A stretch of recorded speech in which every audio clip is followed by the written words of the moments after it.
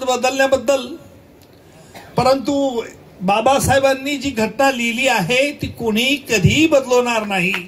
प्रधानमंत्रींनी तसं स्पष्टपणे सांगितलेलं आहे. परंतु राजकीय विरोधक असा विरोध प्रचार करत असतात. त्या गोबेल्स प्रचाराला आपण कधीही बळी पडता कामा नये. मला तुमच्या सल्ल्याची, तुमच्या मार्गदर्शनाची कायम जरूर लागेल आणि मी आपल्याकडे हक्काने आशिषजी असतील, परागजी असतील, डॉक्टर सावंत असतील, आमचे अध्यक्ष सुषम सावंत असतील, या सगळ्यांकडे मी जाईल. मला कुठेही मनाला संकोच कधी मानत नसतो.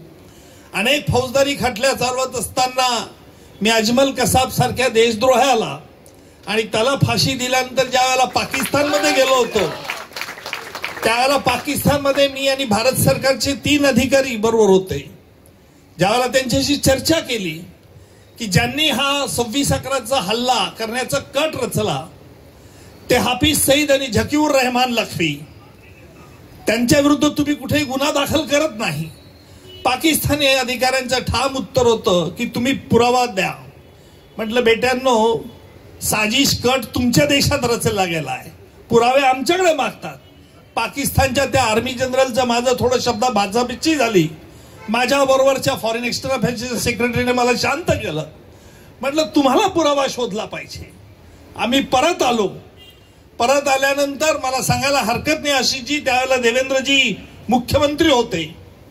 मी म्हटलं याचा बदला कसा घ्यायचा, आणि हेही सांगायला स्पष्ट मला आवडेल की ज्या वेळेला आमच्या पोलीस आयुक्तांनी देखील सांगितलं की मी त्यांना म्हटलं डेव्हिड हेडलीचा पुरावा घेऊ, ते म्हणाले शक्य नाही, होणार नाही, असं नाही.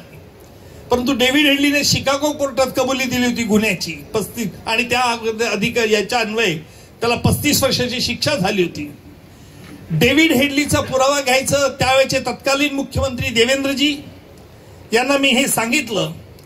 देवेंद्रजी म्हणाले याचा फायदा का होईल. म्हटलं मला काट्याने काटा काढता येतो. इंग्रजीमध्ये म्हण आहे, set a thief to catch a thief, चोराला पकडण्यासाठी चोराला पाठवावं लागतं. पाकिस्तान ऐकत नाही. आपण डेव्हिड हेडलीचा पुरावा घेऊ. मी आणि आमचे जॉईंट सीपी आम्ही शिकागोला गेलो, अमेरिकेत गेलो, आणि तिथून आम्ही आल्यानंतर डेव्हिड हेडलीचा पुरावा घेतला, ज्याने शिवसेना भवनचाही फोटो काढला होता आणि त्याची कटकारस्थानं काय काय होती डॉक्टर सावंत, हे मी मुद्दामून सांगू इच्छितो. आणि अशा वेळेला देशकामाचं हे करणारा हा पक्ष आहे ही माझी पूर्ण खात्री झालेली आहे. आणि म्हणून मी माझं देखील आयुष्य हे या आपल्या माध्यमातून देश सेवेत व्यतीत करेल एवढीच ग्वाही देतो. जय हिंद, जय भारत.